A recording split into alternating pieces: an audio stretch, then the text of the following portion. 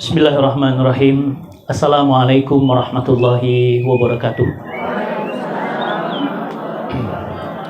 Alhamdulillah, alhamdulillah, alhamdulillah, wala ilaha illallah, Allahu akbar.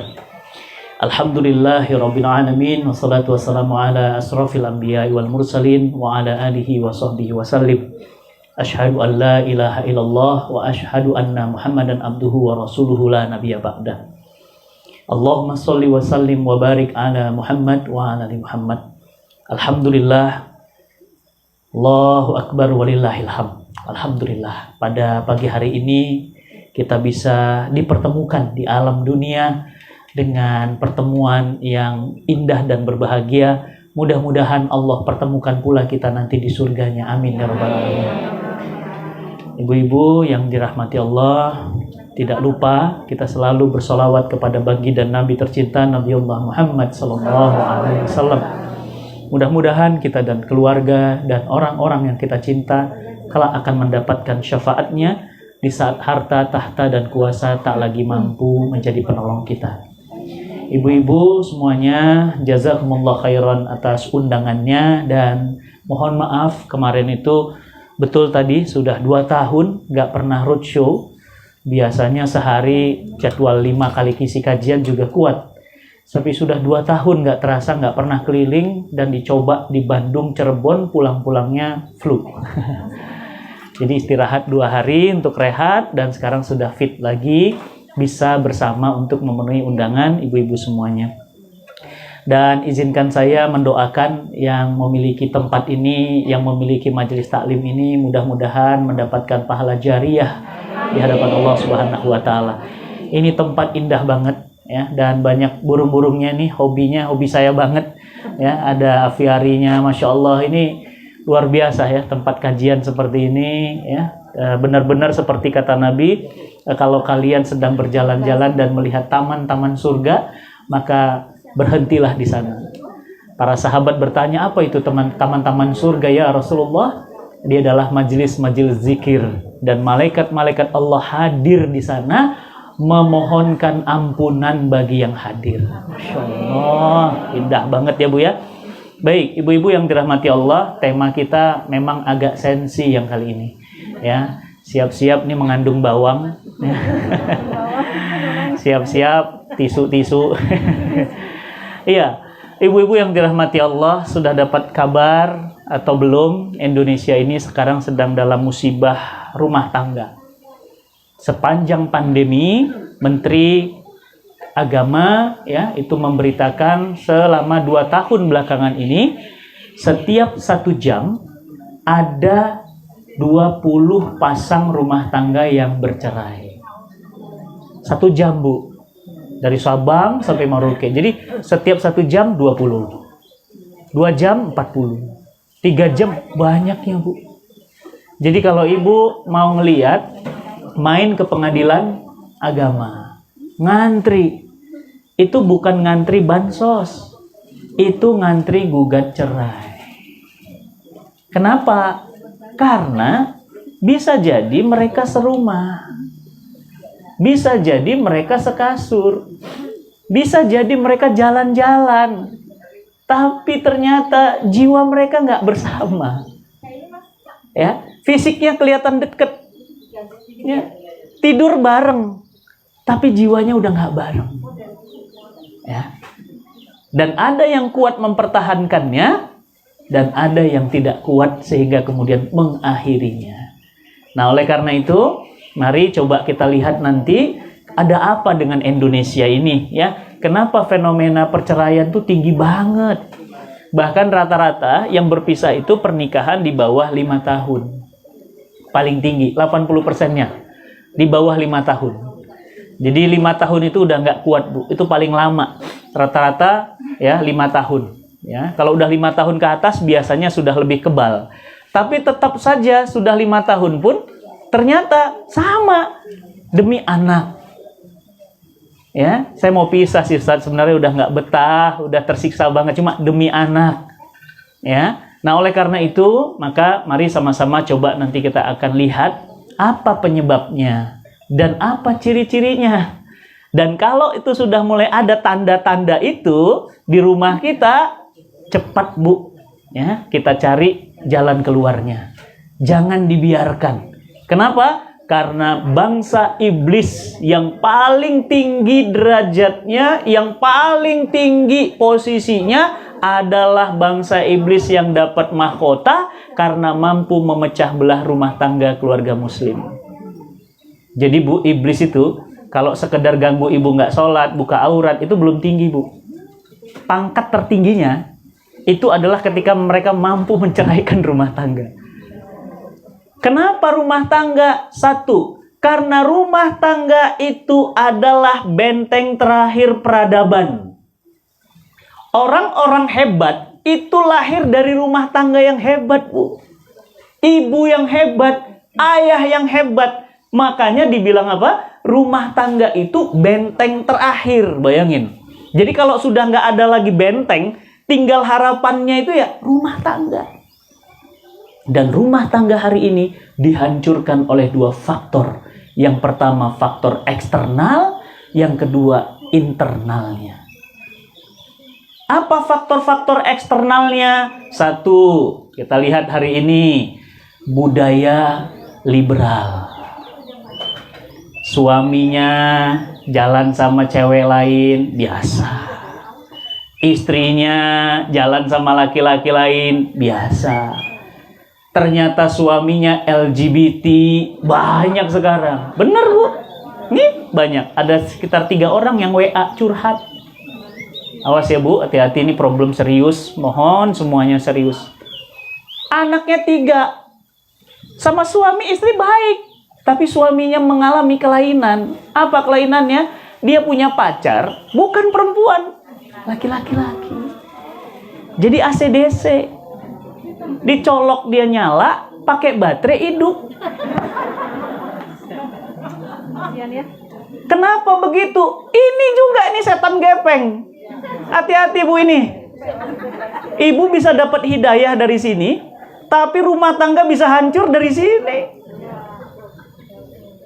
Ibu udah dengar berita di Jakarta? Apa itu? Pergaulan bebas. Hati-hati Bu dengan sosial media. Bu, punten ya, saya ceritain agar ibu jadi pelajaran ya. Kita nggak sebut nama, nggak boleh, karena orangnya sudah nggak ada.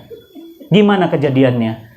Suami istri, istrinya kenalan sama laki-laki lain di Facebook. Begitu kenalan, jatuh cinta. Ini orang, istri orang, yang ini suami orang. Tapi pengangguran. Kenalan di Facebook. Si perempuan ini kasih uang, kasih handphone, sayang banget sama laki-laki ini. Akhirnya mereka ketemu di darat. Begitu ketemu di darat, makin bersemilah cinta di antara mereka. Tepat pada hari Minggu, istrinya keluar pagi dari rumah, suaminya nanya, "Kemana mah? Cuci mobil. Kok pagi banget?" "Iya, soalnya buru-buru, temanku udah nunggu. Bentar ya Pak ya, aku izin." Suami mengizinkan. Kenapa? Cuci mobil. Begitu cuci mobil, ternyata bukan dicuci mobilnya, dia ketemu. Awas Bu, hati-hati. Nauzubillah summa nauzubillah min dzalik. Ketemu di hotel. Berdua. Laki-laki dan perempuan yang ketemu berdua, penuh cinta, setan datang. Pasti. Karena kata Nabi, ketiganya adalah pasti setan. Apa yang terjadi? Perzinahan. Berzinahlah keduanya. Setelah beres semuanya, ternyata si laki-laki ini butuh uang. Minta kepada si perempuan ini untuk minjem BPKB mobilnya. Karena BPKB itu akan dipakai untuk ngutang. Ternyata BPKB mobil ini nggak dikasih oleh si perempuan ini. Kenapa? Lah ini kan mobil sebelah sana juga ada di sini sahamnya. Jadi nggak dikasih, cuma dia nggak ngomong, ini nggak dikasih. Akhirnya terjadilah percecokan di atas kasur itu. Berantem. Tiba-tiba kepala perempuan ini ditarik, dibanting ke dinding. Maaf Ibu, na'udzubillah summa na'udzubillah min dzalik. Diseret ke kamar mandi, dipotong-potong menjadi 7 bagian. Bu, ini bukan dongeng, kejadian nyata. Kejadian nyata, dipotong-potong. Sudah dipotong-potong, apa yang terjadi? Beliau ini kemudian ya ditinggal. Dimasukkanlah, akhirnya datang lagi ternyata bawa kantong plastik besar, dibawa ke tol di Jawa, dibuang. Suami telepon, handphone Anda 7 tidak bisa dihubungi. Telepon sampai sore, malam ditunggu, nggak datang, pagi nggak datang, pakai polisi. 2 hari dapat, Bu. Kepalanya tanpa badannya. Kepala perempuan ini ketemu, suaminya langsung jatuh pingsan, stres. Anak-anaknya stres. Apa pelajarannya, Bu? Hati-hati dengan eksternal faktor. Hati-hati. Jangan suka iseng sama yang bukan mahram. Makanya Islam tuh sangat strict. Makanya punten Ibu, saya tuh nggak pernah tuan majamaah berdua, perempuan nggak pernah. Oh, susahnya Ustadz, saya kan udah tua. Ini bukan masalah tua muda. Ini masalah setan. Saya udah tua. Sering tuh ibu-ibu ya, maaf. Iya kan? Enggak apa-apa Ustadz, saya kan sudah tua. Udah hitungannya umur ibu. Iya, memang umurnya ibu saya. Tapi wajah ibu tuh kayak teman saya. Kan repot. Apalagi kalau itu di crop, di posting. Pernah kejadian siapa? Almarhum Ustadz Zainuddin MZ. Perempuan ini kemudian mengatakan, saya istrinya, saya sudah dinikahi. Kan repot, Bu. Makanya saya tuh nggak pernah mau, jadi ibu-ibu jangan marah kalau saya tuh nggak mau. Bukan apa-apa. Kalaupun foto bersama, itu selalu saya di ujung. Silahkan. Supaya ibu postingnya di situ. Saya di ujung saja. Nah, cuma ibu-ibu bilang, ustadznya nggak friendly. Ustadznya nggak asik. Ibu, pintu setan dari situ dulu awalnya. Nah, yang asik-asik memang. Iya. Ya, jangan, Bu. Jadi apa faktor pertama? Eksternal. Eksternal itu maksudnya apa? Di luar hubungan kita dengan suami. Apa itu? Pergaulan, sosial media. Makanya saya sudah sering ngomong sama jamaah, jangan posting yang maaf ya, nunjukkan kecantikan di Instagram, Facebook. Mentang-mentang matanya bagus, isi Instagramnya mata semua. Iya, saya tahu mata ibu memang bagus, tapi nggak usah diposting di situ. Udah, yang lain aja. Kalaupun foto boleh, tapi nggak usah di mata terus. Itu isinya mata semua.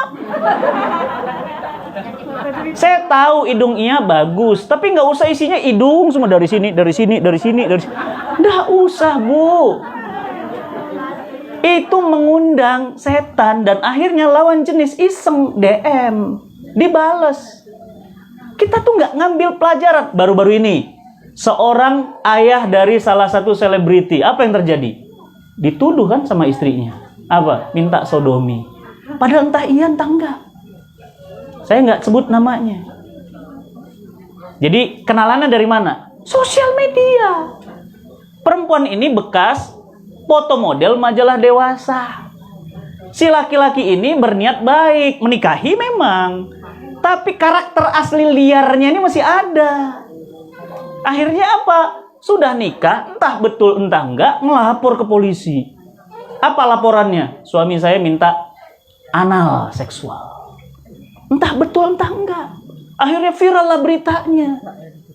Ngeri, Bu. Manusia sekarang ini banyak orang sakit. Makanya hati-hati dengan sosial media. Ya, ibu sosial media ngapain? Share dakwah. Ikut kegiatan ustadz. Apalagi? Bantu kegiatan-kegiatan dakwah. Saya punya program Indonesia Bisa Baca Quran. Nah, ibu like, ibu share itu. Ustadz punya rumah tahfiz. Ibu like, ibu share itu. Tapi yang kayak gitu-gitu anfaedah, nggak usah diikutin. Kenapa? Setannya besar. Ya, yang laki-laki juga begitu, tunjukin kegagahannya, ya kan, kematangan psikisnya, itu akan menarik lawan jenis. Faktor eksternal ini bahaya, Ibu. Apalagi sekarang yang namanya LGBT di Indonesia jumlahnya sudah 7 juta orang. Banyak, Bu.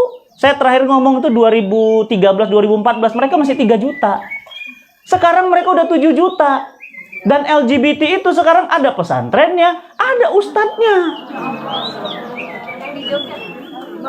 Wallahualam. Saya nggak sebutin nanti jadi rame. Ya, Jadi ustadznya juga LGBT. Dalilnya banyak. Dia pakai dalil juga. Dia pakai hadis juga. Kan ngeri kita. Ibu-ibu yang dirahmati Allah, faktor-faktor kehancuran rumah tangga muslim itu faktor eksternal pertama. Dari mana bisa didapat? Pergaulan, sosial media. Dulu, Bu, orang kalau nyali pelacur itu ke tempat pelacuran. Sekarang ada di online. Dulu ibu mau cari ojek harus ke pangkalan. Sekarang dia datang ke rumah. Ini ngeri banget. Ini bisa ngantar hidayah, tapi ini bisa ngantar musibah. Hati-hati.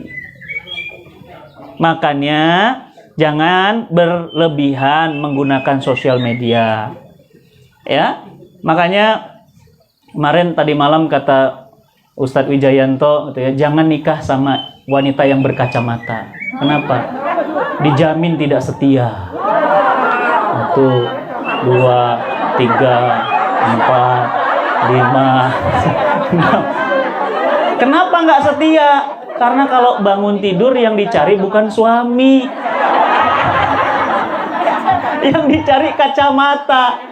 Udah kacamata dapet, yang dicari handphone. Jadi jangan nikah sama wanita berkacamata. Dijamin nggak setia. Yang dicari bukan suaminya. Ya, ibu-ibu yang dirahmati Allah, ingat catat. Pertama, hati-hati faktor eksternal, Bu. Ya, hati-hati, Bu. Sosial media, makanya gambar DPWA, ya, nggak usah lah, ya. Pakai di sini biru, sini merah, sini nggak usah. Ya, model-model betul. Nggak usah, biasa aja. Itulah kenapa Islam itu sangat preventif. Apa itu preventif? Pencegahan. Sebelum terjadi, Islam itu sudah wanti-wanti. 1, tidak boleh berduaan dengan yang bukan mahram. Kenapa? Pencegahan. Yang kedua, Islam bilang wala taqrabuz zina, jangan deket. Deket aja udah nggak boleh. Ketiga, jangan suka pakai wewangian kalau keluar rumah. Nabi katakan apa? Layaknya pelacur. Ustadz kan bau, bukan soal bau, boleh wangi, tapi wanginya hanya wangi baju kayak saya, Bu. Saya pakai parfum, tapi ya parfum hanya untuk orang yang kalau pelukan sama saya, ya Ustadz baru kecium wanginya, bukan orang yang kalau lewat 50 meter masih kecium wanginya. Ini dia lewat, Bu, itu nempel di dinding wanginya. Jangan. Kenapa Nabi katakan dia seperti pelacur? Karena Islam itu sangat-sangat menjaga. Jangan, ibu kalau mau pakai wangi, mau pakai silahkan di rumah. Ya nggak seru, tuh kan? Yang seru-seru memang begitu. Ini bukan masalah seru-seruan, ini masalah kehancuran rumah tangga. Tuh langsung disambut. Tuh kalau di film tuh pas ya, pas ngomong juga. Hati-hati, Bu.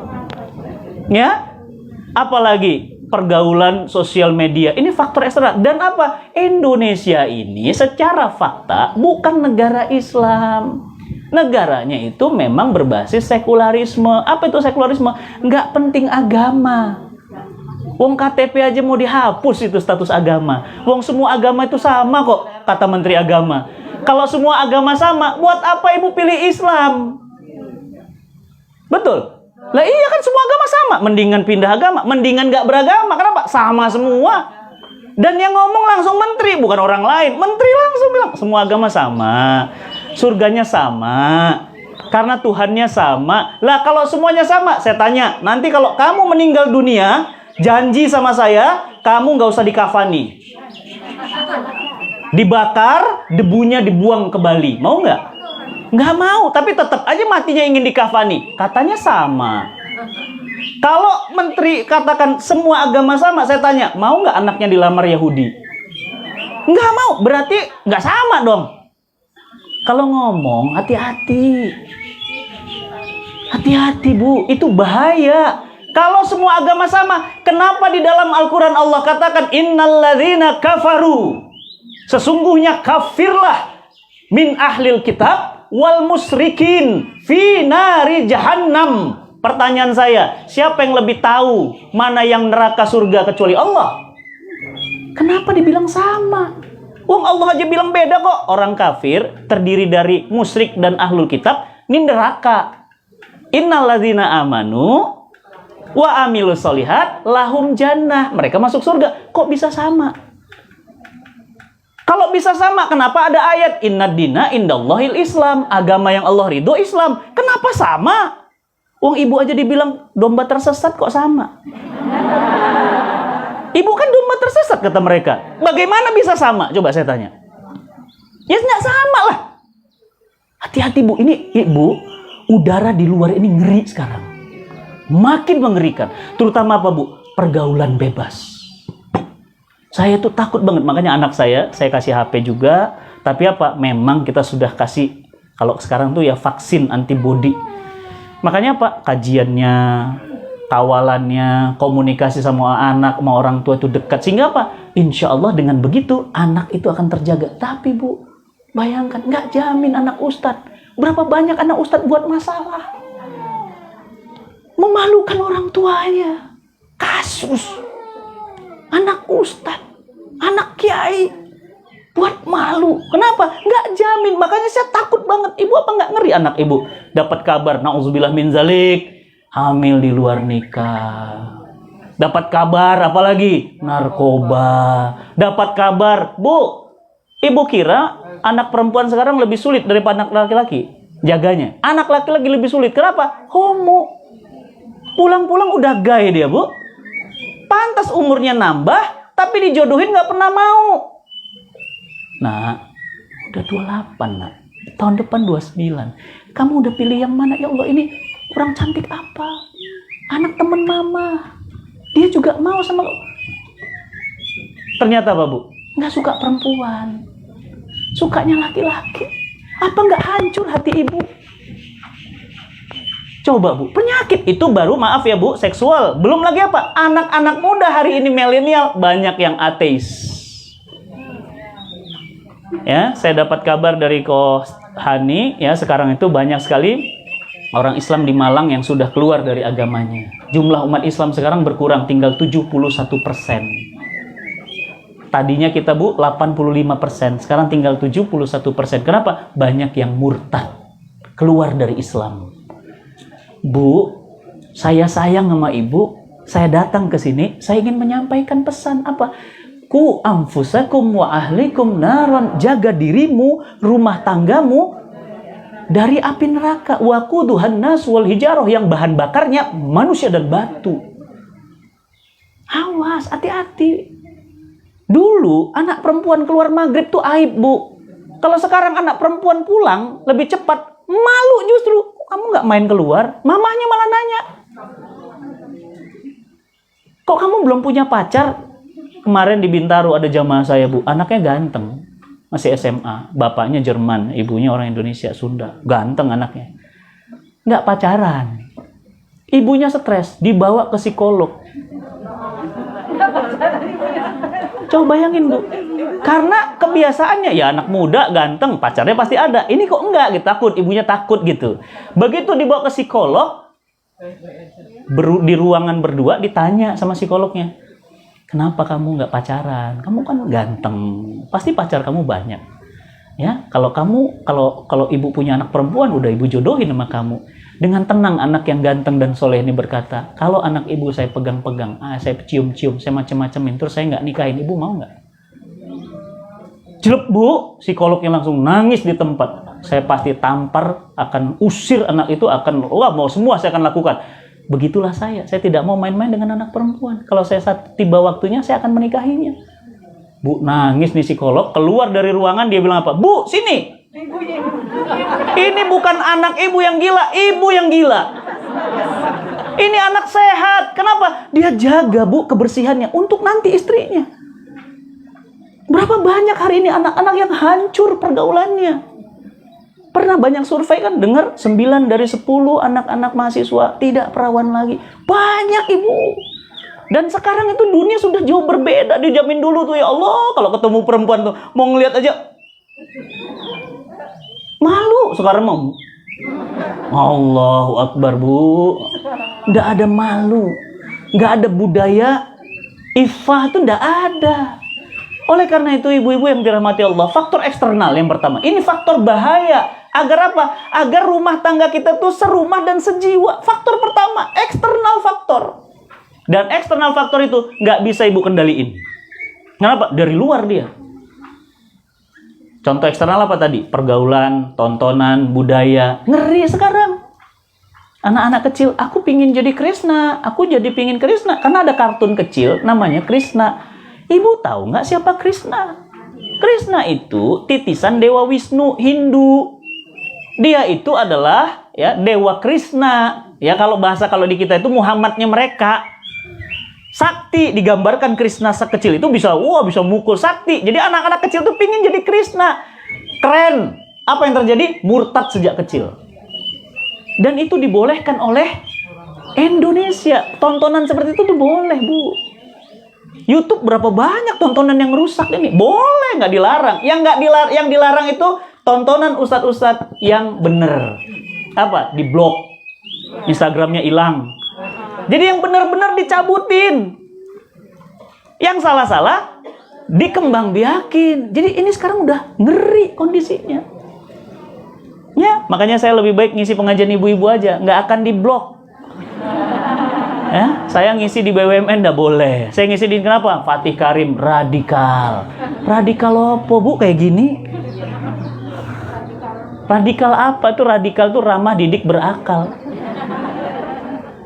Ya, apa buktinya saya radikal? Nggak. Jejak digitalnya nggak pernah ada radikalisme. Jadi ibu-ibu yang dirahmati Allah, hati-hati yang pertama, faktor penyebabnya eksternal faktor. Awas ya, eksternal faktor. Yang kedua, nah ini yang lebih parah, lebih berat lagi, internalnya. Jadi sudah, Bu, kalau ibu flu, saya sehat, ibu mau bersin-bersin nggak akan mempan. Kenapa? Internal saya kuat.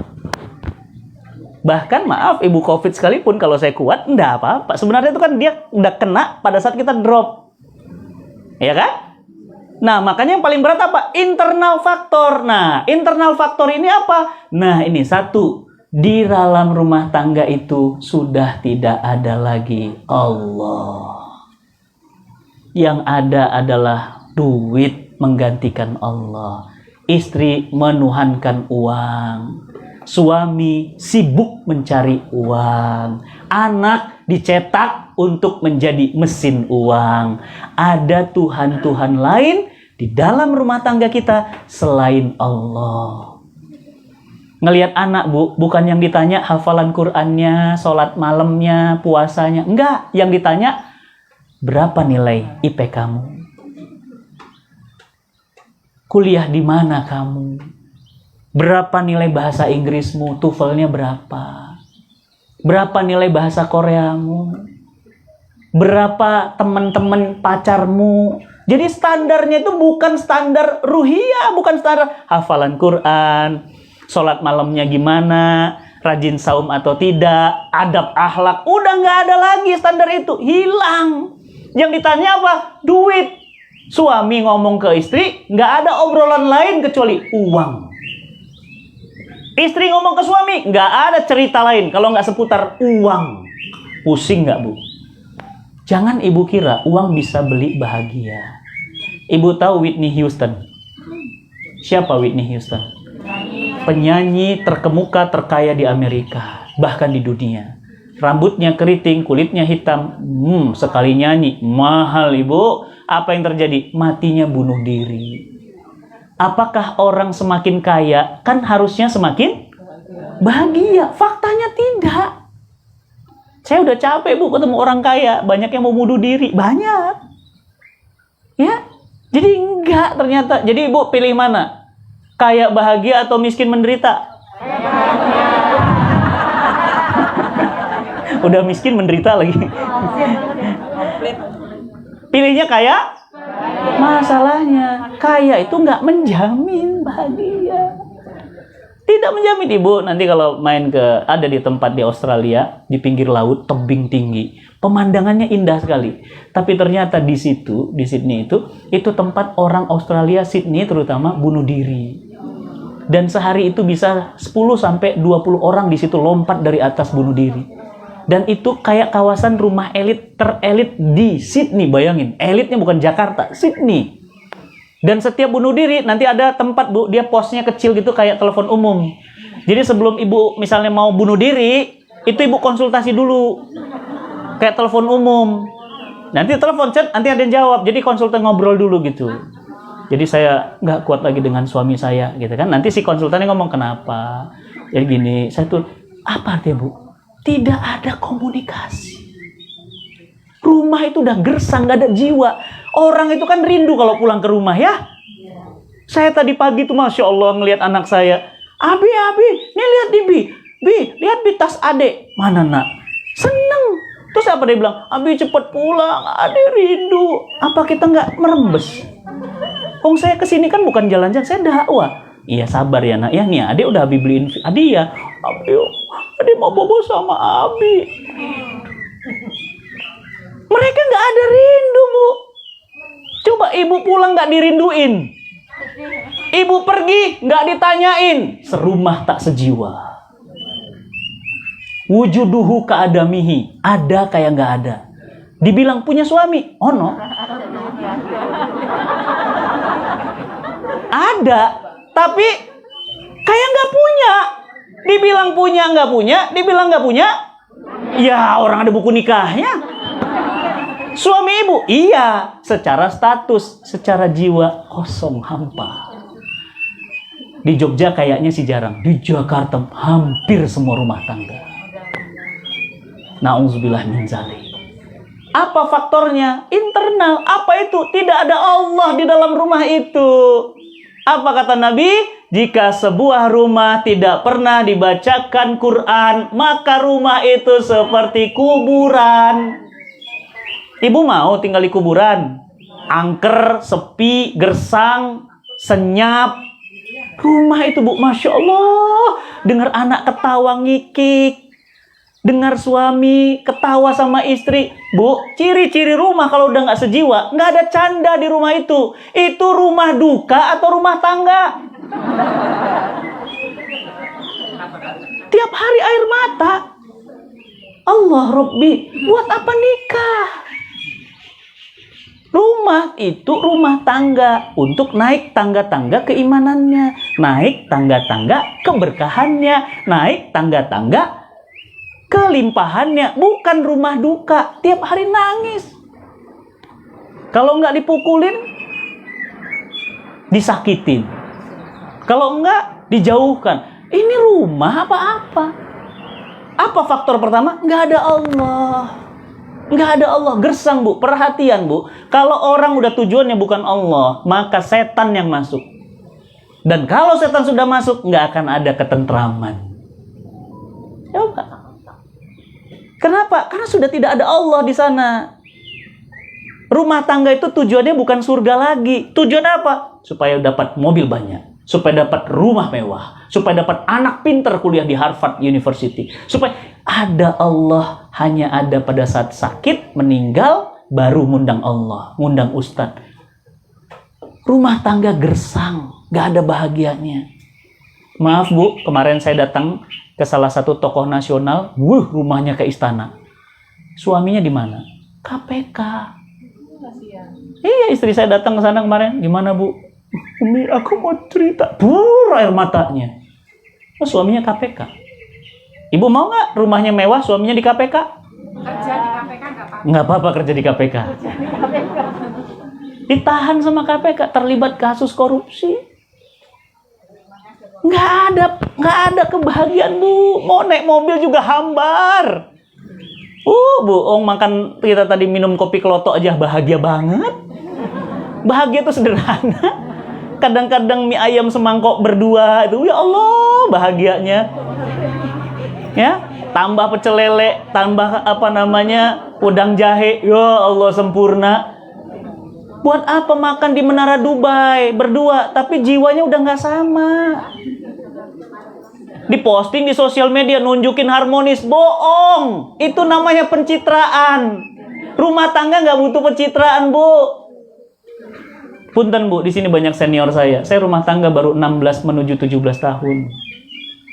Bayangkan bagaimana merasakan 365 hari dikali 16-17 tahun bersama perempuan yang sama itu. Terus seperti, dan laki-laki yang sama. Bayangin gimana hari-hari. Kalau enggak karena Allah apa? Menjenuhkan. Membosankan. Bosan, apalagi kalau udah pandemi. Ketemu dia lagi. Udah itu rumahnya juga RSSSSSS ya, rumah sangat sederhana sekali gitu ya. Sangat-sangat sederhana sekali ya. Udah, wah Allah Robbi, ya akan gersang. Kenapa? Tidak ada Allah, penyebab pertama. Yang kedua, faktor internal apa? Tidak ada komunikasi.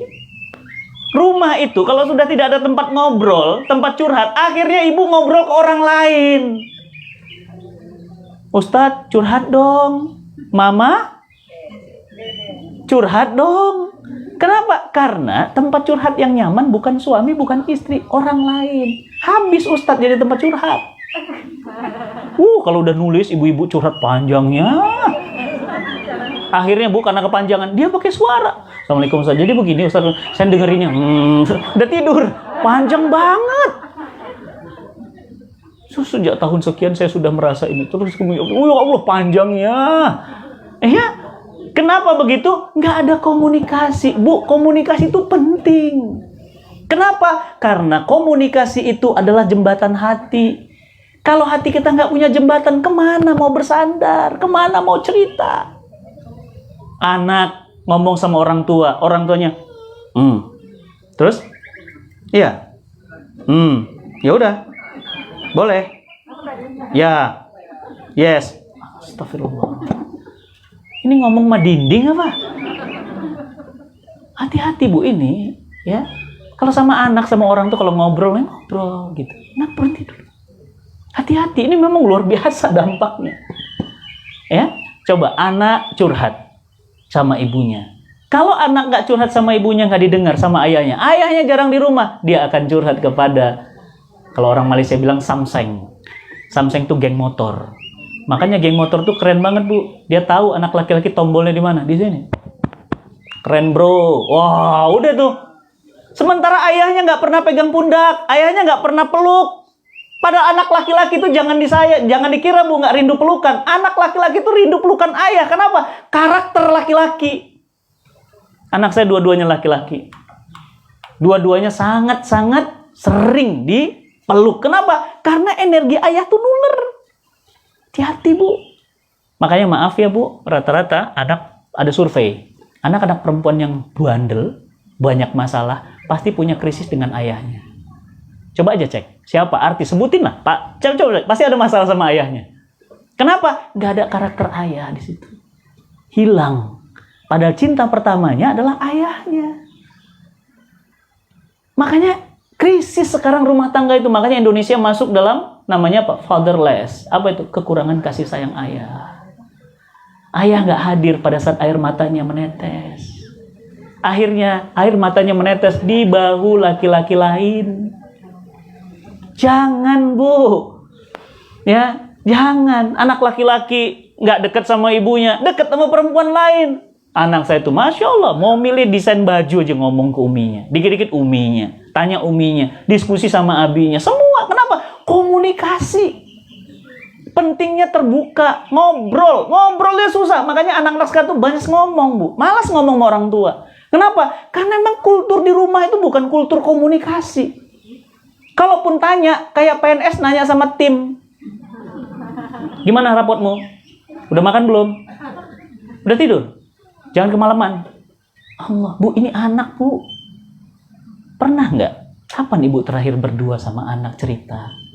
Berdua ngobrol tentang visi hidup mereka mau kemana? Rencana mereka apa? Sehingga mereka merasa bahwa rumah ini ada jiwa. Jadi ini penting. Yang kedua apa? Komunikasi udah nggak ada di antara kita. Ya, Dan kalau sudah tidak ada komunikasi, suami tutup komunikasi, istri tutup komunikasi, anak ke istri juga begitu, bahaya, hancur rumah tangga. Yang ketiga, apa faktor internalnya? Selain tidak ada Allah di dalam rumah tangga itu, tidak ada komunikasi. Yang ketiga, rumah tangga itu biasanya kenapa hilang jiwa dalam rumah itu? Karena rumah tangga di sini tidak pernah ada yang namanya budaya empati. Empati itu penting. Kenapa? Karena suami harus tahu istri itu tugasnya berat. Saya pernah istri sakit, Bu, ngerjain tugas rumah baru 3 hari, tepar langsung. Hebatnya ibu, makanya saya salut sama perempuan. Kenapa? Dia bisa nyambil telepon, sambil nyuci piring, sambil masak, sambil semuanya. Laki-laki nggak bisa, Bu. Laki-laki kalau udah nyetir ya nyetir, nyapu ya nyapu. Perempuan tuh bisa serba bisa. Capek ternyata. Nyuci piring, mana pembantu nggak masuk, mana anak mau berangkat sekolah. Wah, stres, Bu. Perempuan bisa, empatinya hilang. Maaf ya, Bu, memang betul ada hadis dari Nabi. Apa kata Nabi? Nih buat bapak-bapak. Sebenarnya harusnya bapak-bapak hadir nih hari ini. Kalau bapak-bapak belakang udah keren. Ada bapak-bapak yang di rumah harusnya hadir, Bu. Materi ini sebenarnya buat Pak Sutri, bukan buat ibu, buat pasangan. Ini nggak seimbang. Pulang dari sini ibu cerita, dia nanti ngomong, iya. Apa kata bapaknya? Walah, Ustadz Patih tahu apa? Suami, laki-laki begitu, ego. Makanya mereka harus datang. Makanya saya lagi pingin buat majelis ayah, Bu. Bener. Ya, saya serius pingin buat majelis ayah. Kenapa? Banyak ayah gagal. Hebat di kantornya, dia bisa achieve targetnya, dia bisa bisnisnya banyak. Tapi berapa banyak ayah yang cuma jadi ayah biologis, bukan ayah ideologis. Sayang sama anak, tapi nggak pernah nanamkan visi besar sama anak. Ngeri, Bu. Maaf ya, Bu. Ya, rumah tangga Indonesia hari ini hancur. Kenapa? Krisis ayah.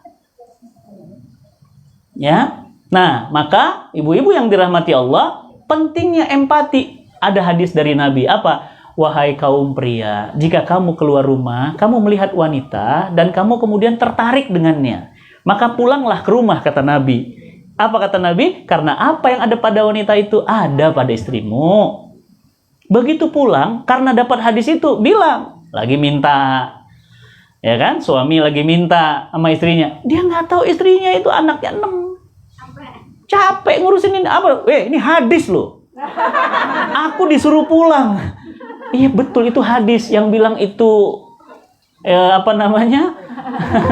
yang bilang itu humor siapa? Itu hadis memang. Tapi kan ada hal lain. Empatinya kemana?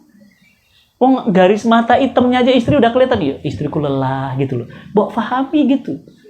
Wah udah, nggak, awas kamu, keluarin hadis lagi. Siapa yang menolak ajakan suaminya, maka dia dilaknat oleh malaikat sampai subuh. Kata istrinya apa? Udahlah, aku 6 anak, dilaknat malaikat. Wis mati. Mendingan mati aja. Kayaknya nggak ada harapan hidup. Udah dilaknat malaikat sampai subuh. Empatinya mana? Sama kayak istri juga. Empati mana? Bu, ibu itu hanya ingin dihargai, tapi nggak pernah ibu tahu bagaimana laki-laki mati-matian cari nafkah. Saya laki-laki, Bu. Cari nafkah itu nggak mudah. Bentar, Bu. Saya pernah ngerasain gaji 600.000 per bulan kerja di Jakarta. Naik kereta ujel-ujelan. Saya pernah jadi tukang kerupuk, Bu. Saya pernah jadi tukang sate keliling komplek. Saya pernah jadi agen kaldu, bumbu, sapi dan ayam, jualan jadi agen. Pernah. Sakit jadi laki-laki cari nafkah. Cuma kan laki-laki memang jarang kemudian dihormati, dihargai. Kenapa? Karena menganggap, wah memang udah tugasnya laki-laki di luar rumah. Tapi ibu tahu berapa sekarang tingkat perceraian disebabkan apa? Pengangguran laki-laki. Bukan karena mereka nggak mau bekerja juga. Karena nyari kerja itu susah. Oh, bangun bisnis dong. Ibu enak aja ngomong. Ibu kira bangun bisnis itu mudah. Dan tiap hari mereka harus mikirkan anak sekolah. Mereka mikirkan, memang ibu tuh jasanya hebat di rumah. Tapi jangan lupa, semua itu bisa berlangsung. Istri bisa happy ketika suami bisa membahagiakan. Dan suami nggak bisa membahagiakan, dia nggak punya. Maka Inilah kenapa kemudian Islam sangat memuliakan pintu-pintu surga bisa dibuka dari jalan yang pintunya banyak kepada wanita yang mentaati suaminya dan menghormati suaminya dan menjaga kehormatan suaminya saat tidak di rumah. Jadi, hal yang terpenting apa lagi? Empati. Anak kita, Bu, anak kita, kalau memang dia nggak bakat IPA, jangan dipaksa. Kalau memang dia nggak bisa tahfiz, jangan pesantren. Bu, solusi anak hebat itu bukan pesantren. Halo, saya nggak lulusan pesantren. Ustadz Felix Xiao nggak pesantren. Ustadz Hari Mukti nggak pesantren. Nggak semua anak hebat lahir dari pesantren. Dikit-dikit pesantren. Kayak pesantren pembuangan anak kali, laundry kali. Anak hebat tuh nggak selalu lahir dari pesantren, Ibu. Dikit-dikit kalau anak bandel pesantren. Jadi pesantren tuh kesannya apa? Pembuangan anak bandel. Jangan begitu. Pendidikan terbaik bukan pesantren, rumah. Anak saya nggak santren. Hafal Quran? Hafal. Akhlak bagus? Ya bisa cek aja. Pemikiran Islam? Oh, silahkan cek aja. Di mana kuncinya? Rumah, bukan pesantren. Pesantren juga ternyata nggak aman hari ini. Macam-macam kasus. Ada kiai nyodomi santri. Astagfirullahaladzim, santri hari ini ngeri. Oh, saya punya pesantren, makanya sangat strict. Nggak boleh tidur satu selimut. Nggak boleh ada berduaan, kholwat laki-laki dengan laki. Kenapa? Loh, sekarang saya bilang jaga anak perempuan nggak kalah jaga anak laki-laki nggak kalah repot dibanding jaga anak perempuan. Ya Bu, berapa banyak anak pesantren pacaran, keluar pacaran. Ternyata apa? Bukan pesantren kuncinya, rumah. Rumah, Bu, kuncinya itu rumah, bukan pesantren. Makanya dikatakan apa? Ummun warabbatul bait. Ibu adalah pengatur rumah tangga yang utama. Dia adalah guru, kepala sekolahnya suami. Ya Bu, jangan ya Bu, dikit-dikit. Ini Ustadz, yang ini mau pesantren, yang ini tak lempar pesantren. Ntar dulu, anak ini ibu harus empati. Dia nggak mampu hafal Quran, nggak usah dipaksa. Anak ini nggak jago matematika, jangan dipaksa. Anak saya kayak saya, Bu. Orang sosial, bukan orang akademik, eksak. Nah, beda sama ibunya. Nanti insya Allah istri saya mohon izin lagi kajian online di mobil. Nanti insya Allah bentar lagi ke sini. Istri saya beda, orang akademik. IPK-nya 3,95. Summa cum laude. Kalau cum laude kan 3,5. Dia 3,95. Dia lulusan tercepat IPB. Summa cum laude, Bu. D3-nya summa cum laude, S1-nya summa cum laude. Dia orang akademik. Jangan disamain sama orang. Anak kita, wah pokoknya dia harus IPA. Panggil guru ke rumah. Panggil. Mumet Ibu. Pagi les musik. Malam English. Ngajinya 15 menit. Lah iyalah. Belum piano. Belum lagi les skateboard. Astagfirullah. Ini anak mau dibawa kemana? Kalau memang anak kita nggak mampu, jangan dipaksa. Karena setiap anak itu unik, Bu. Dia punya karakter masing-masing.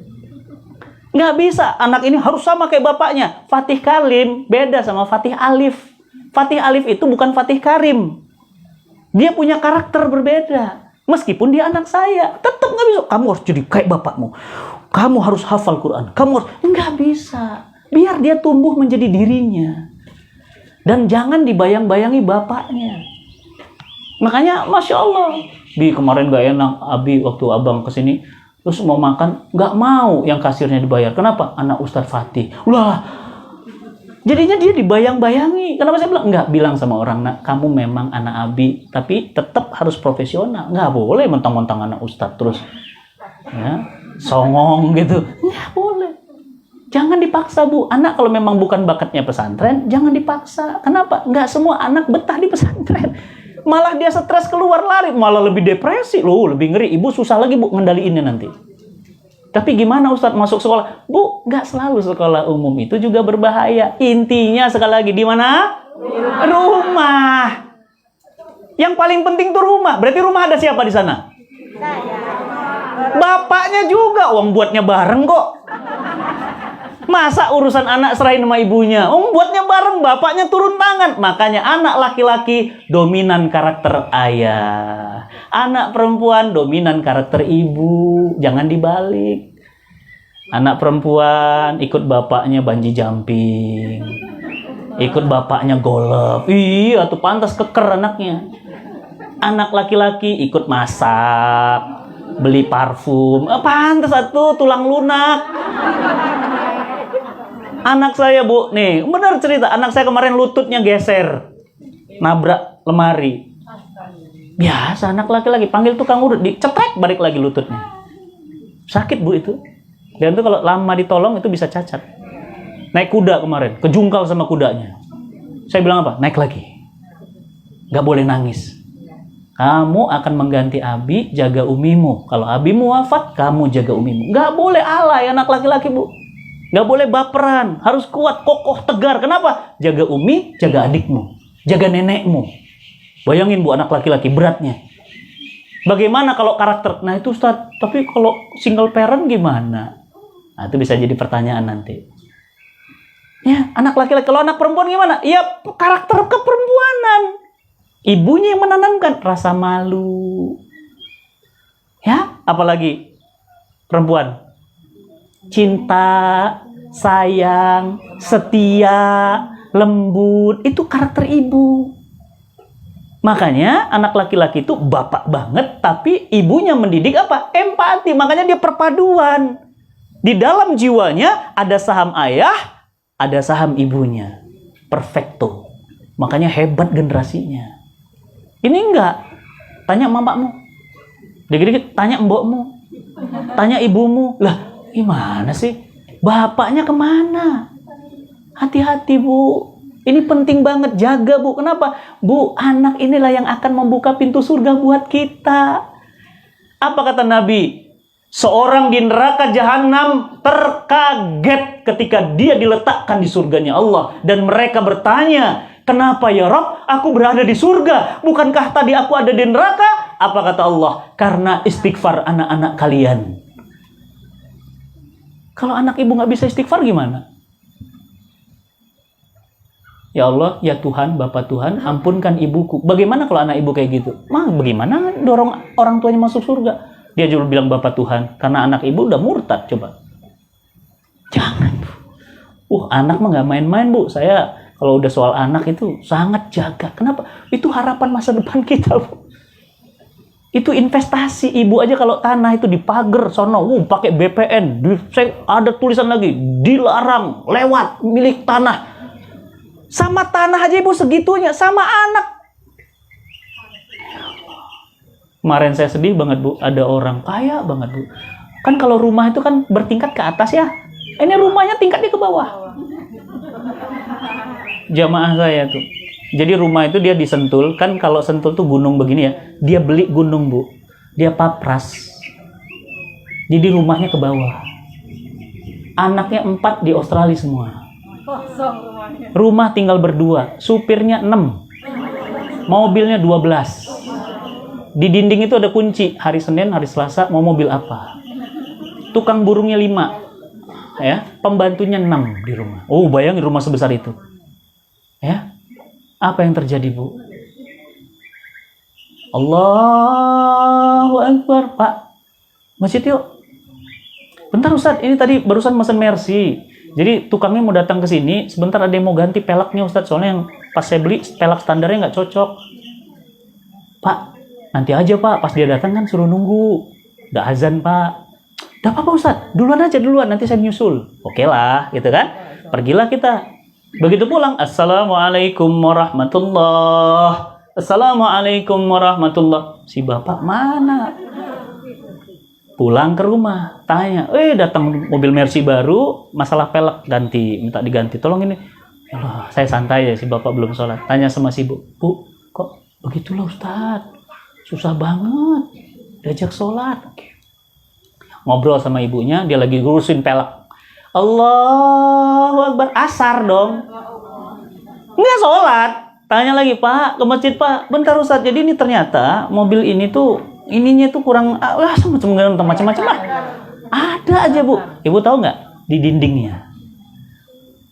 Gunung Sinabung gambar. Apalagi? Mount Fuji. Mount. Semua gunung sudah didaki. Ke masjid nggak berangkat. Berapa banyak suami hari ini kayak gitu? Saya punya sahabat, Bu, baru hijrah, namanya Adia Novali. Dia bisa ngangkat berat 500 kilo. Dia juara binaraga dunia. Number 1, nomor 1. Bayangin, semua negara kalah, Bu. Badannya nggak usah ragu. 500 kilo diangkat. 500 kilo kan sapi apa itu? Limosin lebih kali. 500 kilo diangkat bisa. Kakinya bisa dorong 350 kilo. Bayangin, masjid depan rumah 50 meter nggak jalan. Ini bukan masalah kekuatan, ini masalah kelembutan hati. Maka bagaimana kalau saya ngomong kayak gini suami nggak denger, coba. Makanya tuh saya greget sama para suami. Ya, bukan saya merasa suami paling baik, bukan. Cuma apa? Saya juga masih terus belajar. Cuma apa? Ya kita sharing gitu. Kenapa sih kok susah banget ngomong sama anak? Kalau ngomong sama klien, Masya Allah, sampai HP panas. Ngobrol bisnis, panas HP. Ngobrol sama anak tuh, ya. Ya, udah. Apa namanya? Ini yang namanya ayah bisu. Jadi ayah-ayah bisu di rumah. Mirip kayak ngomong sama dinding. Wujuduhu ka'adamihi. Ada kayak nggak ada. Dibilang ada nggak ada. Kamu punya bapak? Ada. Dibilang nggak punya bapak? Punya. Faktor internal yang paling berbahaya. Empati. Oleh karena itu, ibu-ibu yang dirahmati Allah, eksternal faktor, internal faktor sudah saya sampaikan. Maka kalau dua faktor itu bisa kita lewati, eksternalnya aman. Internalnya aman. Ada Allah, ada empati, ada komunikasi. Maka muncul sakinah, ketenangan. Enak nggak kalau tenang? Ya, enak, Bu. Saya ngisi kajian, 2 minggu nggak pulang, sebulan nggak pulang. Istri saya gimana? Tenang. Kenapa? Karena dia tahu suaminya nggak akan macem-macem. Dan saya pun tahu istri saya di rumah juga nggak akan macem-macem. Tenang, Bu. Kalau rumah tangga sudah tenang, lahir anak-anak hebat. Kalau rumah tangga sudah tenang, suami punya prestasi hebat. Kenapa? Karena rumahnya sudah tenang. Tapi kalau rumah udah nggak tenang, hancur semuanya. Kenapa? Karena suami badannya ada di kantor, hatinya di rumah. Istri rumahnya, hatinya di rumah, tapi badannya keluar rumah. Oleh karena itu, ibu-ibu yang dirahmati Allah, lahirlah sakinah. Apa itu sakinah? Sakana, tenang. Ini kayak gini kan, tenang ya, enak ya. Dengerin suara burung, ada suara apa tuh? Air. Enak banget ini. Siapa yang punya, Bu?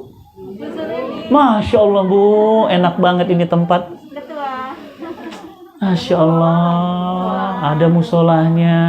Aduh, ya. Ada kolam ikannya, enak banget, Bu. Tenang, ya, enak kayak gini. Kopi, Bu, kopi. Ada kopinya? Oh, teh, kopinya belum. Ya, goreng pisang, Bu, goreng pisang. Ini apalagi kalau ada hujan, Bu. Ya Allah, enak banget. Ya, apalagi muncul mawaddah. Mawaddah itu apa? Cinta, nafsu. Jadi kalau sama istri udah nggak nafsu, sama suami nggak nafsu, aneh itu. Makanya Pak, setan tuh pinter. Buat kita kalau laki-laki ngelihat perempuan lain nafsu. Kenapa? Karena dia menghiasi mata kita dengan nafsu. Sama istri malah enggak. Makanya banyak orang bilang, kenapa ya Ustaz? Udah nikah kok ngelihat perempuan lain lebih cantik? Karena matamu kotor. Ya kan? Nah, kemudian apa? Warahmah, penuh cinta, kasih sayang. Itu akan hadir dari rumah tangga yang sehat. Ibu-ibu yang dirahmati Allah, silahkan saya buka sesi tanya jawab. Mudah-mudahan rumah tangga kita bukan rumah tangga yang serumah, tapi nggak sejiwa. Wallahu a'lam bishawab. Assalamualaikum warahmatullahi wabarakatuh. Baiklah Ibu, tadi Ustaz sudah menyampaikan ilmunya dan pasti saya yakin banyak pertanyaan di ibu-ibu semua karena ini masalah sehari-hari juga ya Ustaz. Ya. Dan kita memang berumah tangga itu kan tujuannya ke akhirat, ke surga. Maka lebih baik ketika ada kesempatan ditanyakan. Maka seperti yang Ustaz sampaikan, dibuka sesi tanya jawab. Yang mau bertanya, Bu, monggo. Yang mau bertanya? Boleh, silakan. Silakan.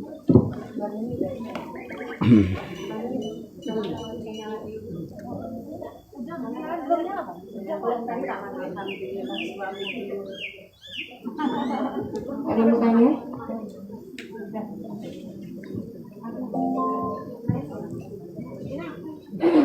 Assalamualaikum Ustaz. Waalaikumsalam warahmatullahi wabarakatuh. Ustadz, saya mau tanya, suami saya kan TKI Ustadz, pulangnya 6 bulan sekali, 7 bulan sekali, dan di rumah 2 bulan, maksimal 3 bulan. Pergi lagi. Itu caranya kita menumbuhkan kehadiran suami ke anak, itu gimana Ustadz? Ya. Nah, ini bagus pertanyaannya ya.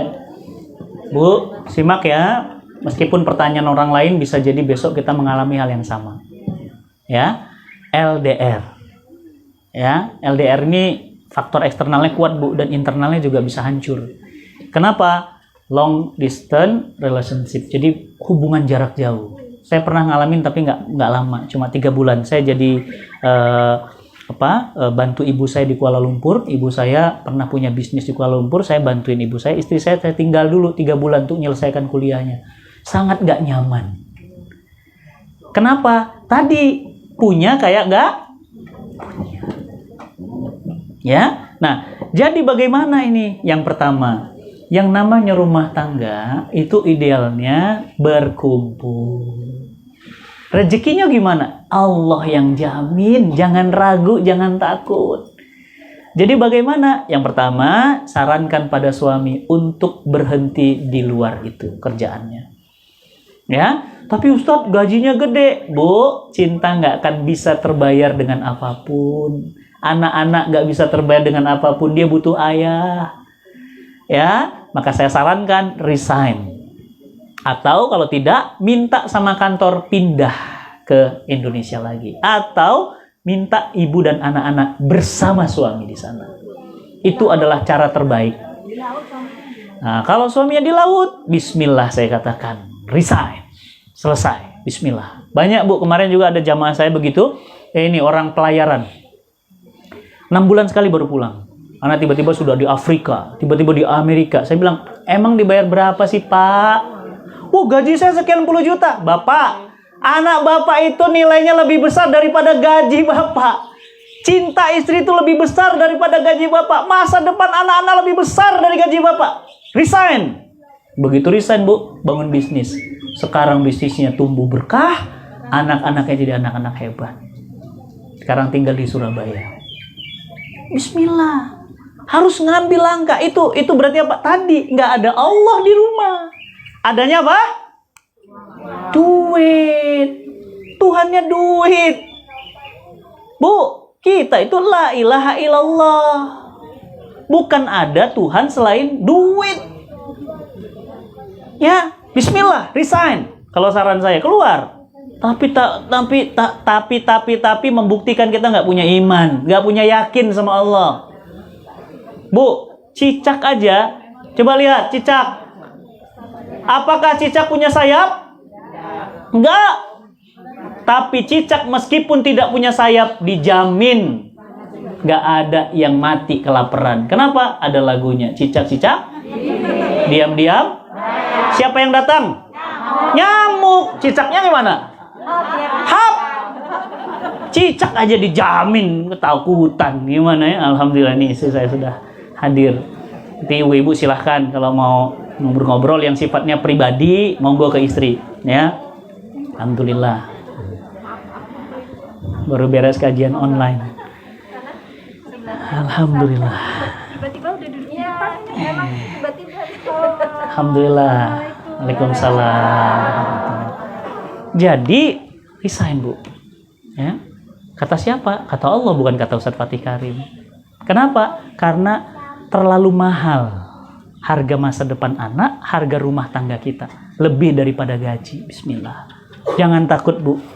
Yang ngasih rezeki bukan ladang minyak. Yang ngasih rezeki bukan kapal pesiar. Yang ngasih rezeki itu Ar-Rozak.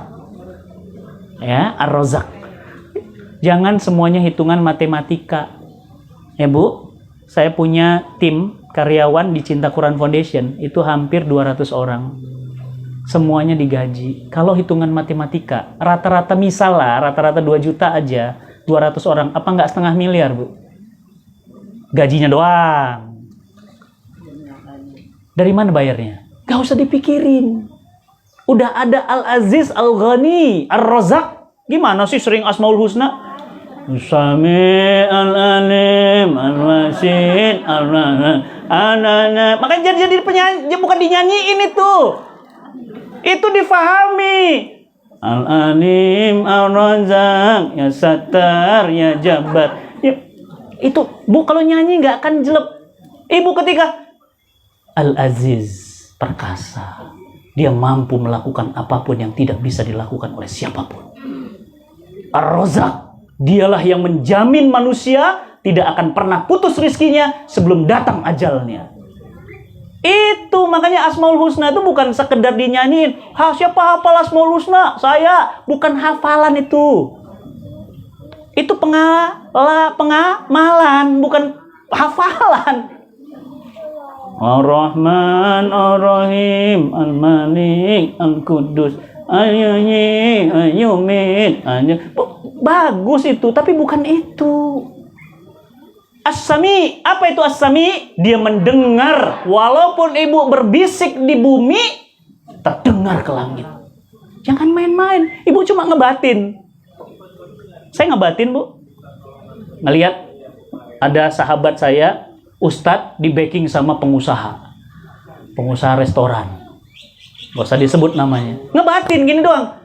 Ya Allah, enak banget ya, dakwahnya disupport sama pengusaha, hebat banget ya. Dalam hati, ya Allah, pingin kayak gitu. Dikasih sama Allah di Jogja, ketemu, disupport dakwahnya. Baru ngebatin, Bu, belum ngomong, belum. Ya Allah, pingin kayak gitu, baru sini. Enak banget ya, kemana-mana di backup, kemana-mana didukung. Ya Allah, pingin kayak gitu. Dengar Allah, Bu. Hati-hati, Bu. Minta, Bu, sama Allah. Jangan takut, Bu. Pertanyaan saya, kalau nanti ajal datang, ibu nggak bisa apa-apa lagi. Nggak ada yang dibawa, kecuali kemudian amal soleh. Ya, memang ini masalah keimanan, Bu. Masalah keyakinan ini. Karena kalau udah nggak yakin, repot kita. Ya, saya bilang ya, kayak tadi cicak itu ya. Cicak-cicak di dinding, diam-diam merayap. Yang datang nyamuk. Ibu tahu nggak kenapa nyamuk datang? Nah, ini pertanyaan penting. Saya baru nonton di National Geographic.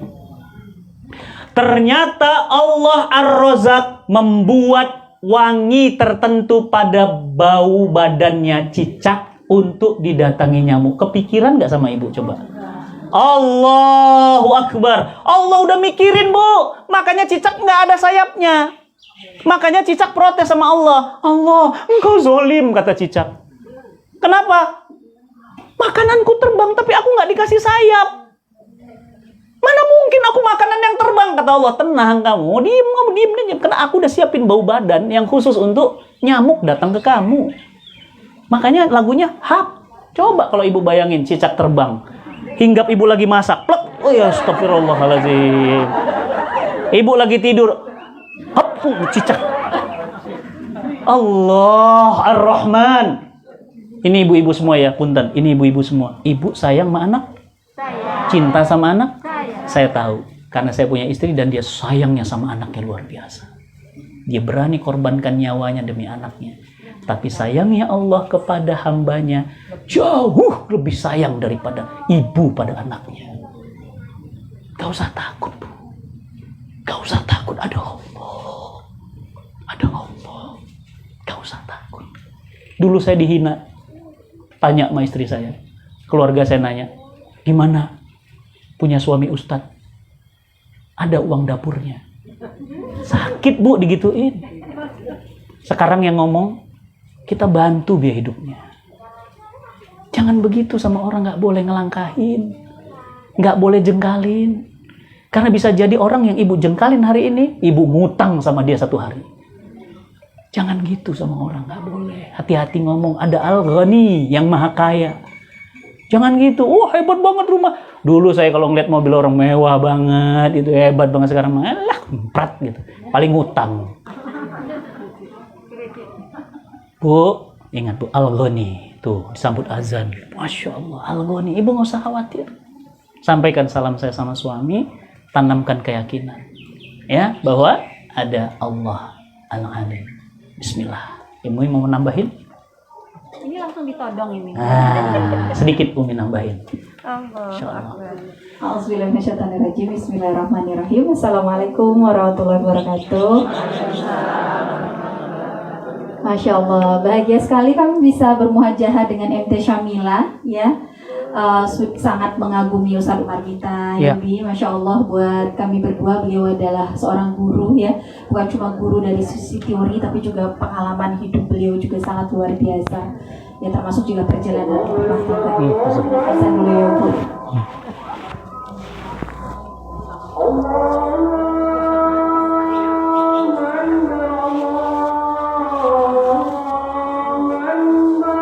Allahu Akbar.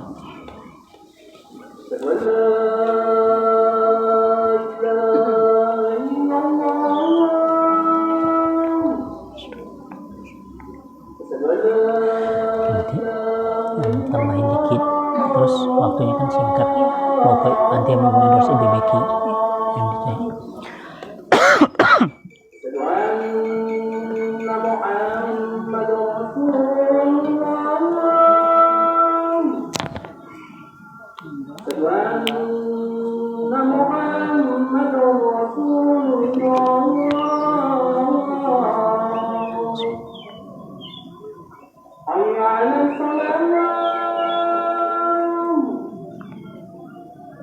La haula wala quwwata.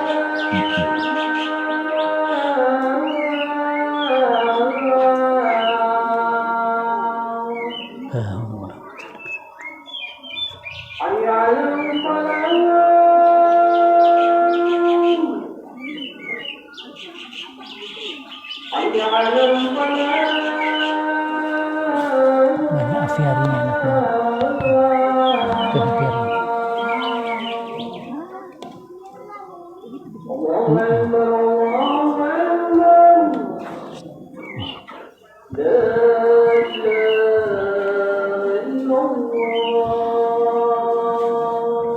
La ilaha illallah Muhammadur Rasulullah Muhammad hadin wa mati tamat suwatan kalimat sayyidina Muhammad.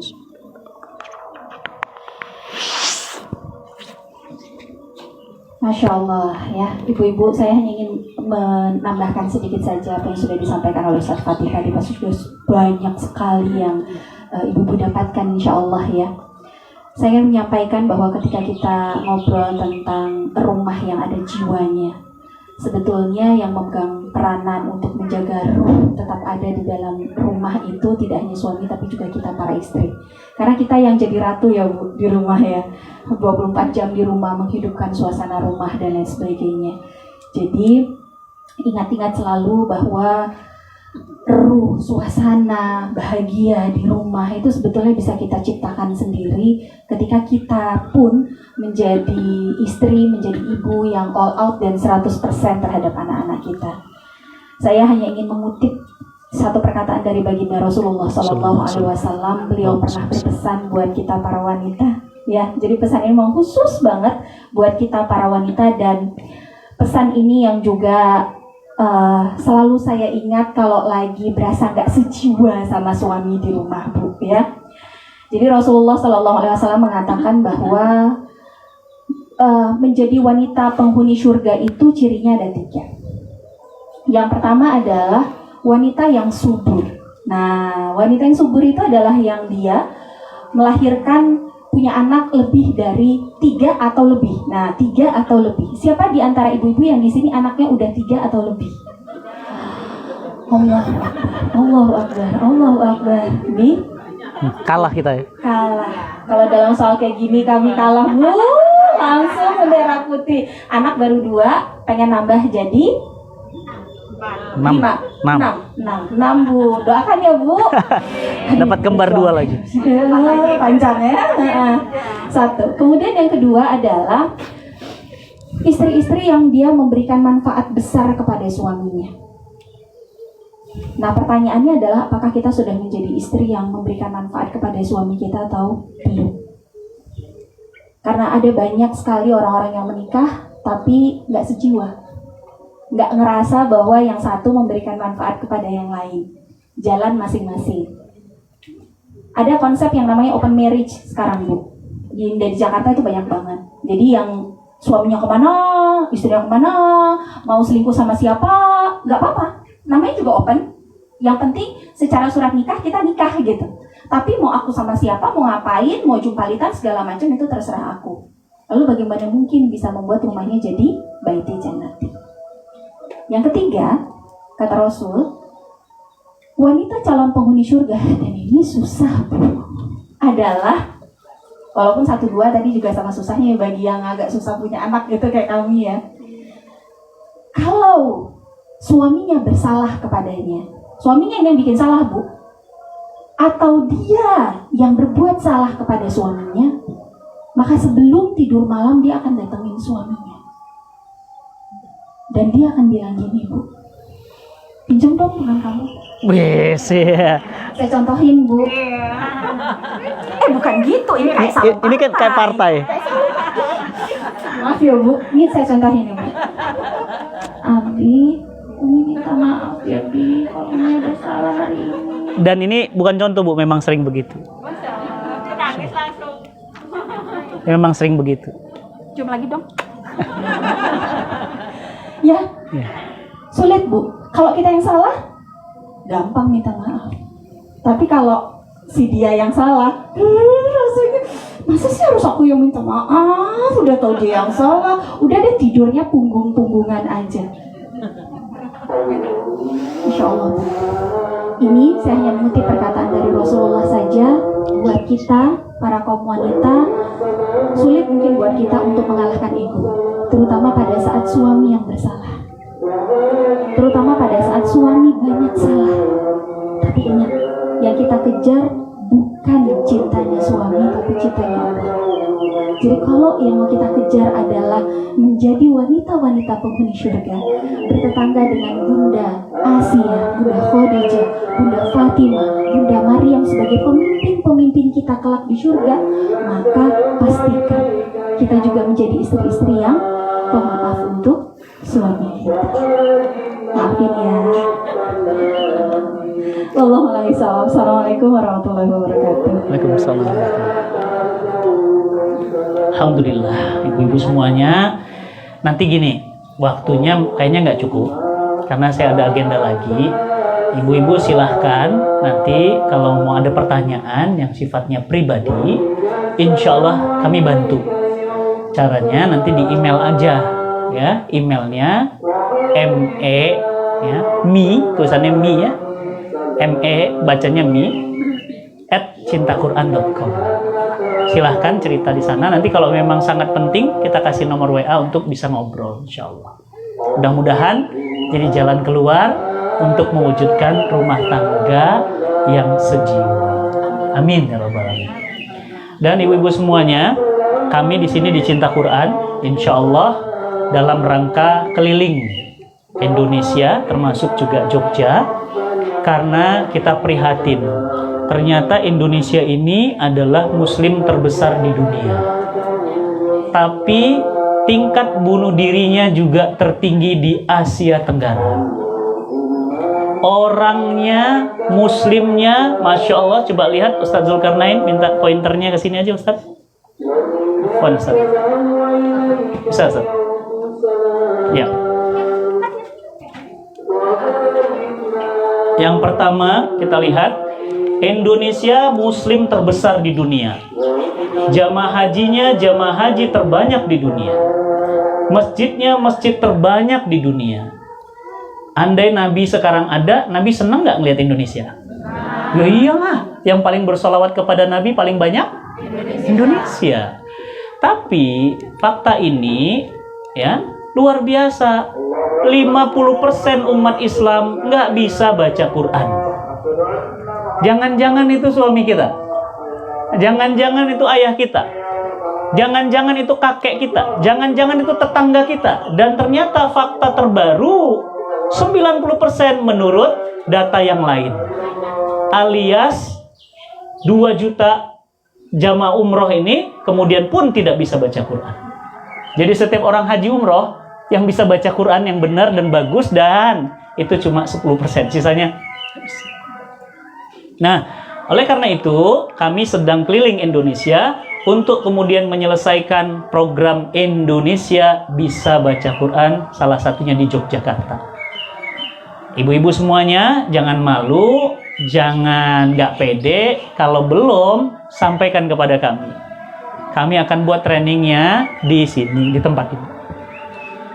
Jam berapa mulai? Jam 9 sampai jam 4 sore bisa baca Quran. Sekali pertemuan Ustaz? Iya. Dan alhamdulillah ini salah satu training di Jogja kita pernah buat. Ya, kita saksikan dulu ya.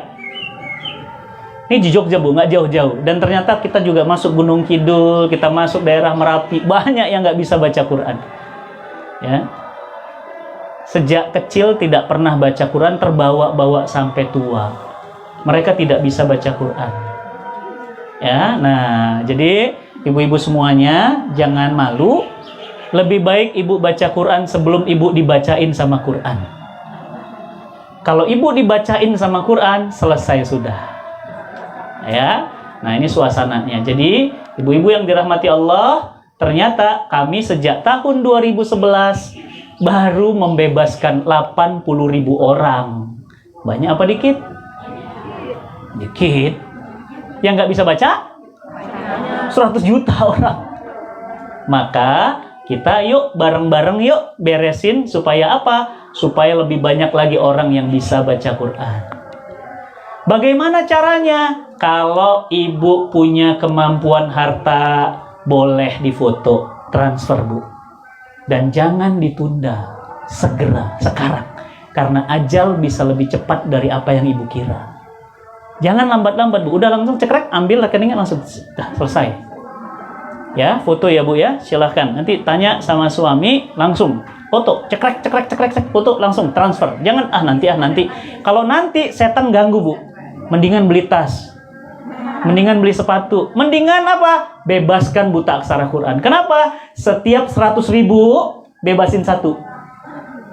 Ibu di sini berapa? Saya 10 Ustaz. Ayo, siapa yang mau 10 orang hari ini? Boleh. Tapi nggak hari ini langsung. Enggak, komitmen. Nanti ada formnya. Panitia minta tolong ya dibagiin formnya. 10 orang. Ada yang 100 orang kemarin. 100 orang Ustaz. Ada boleh. Ada. 10 orang. 10 orang berarti kali 100.000. Ya, cuma 1 juta. Saya Ustaz. Gitu dong. Setiap mereka bisa baca Quran, pahalanya ngalir terus buat ibu. Ibu udah wafat, tapi pahalanya ngalir terus. Mau?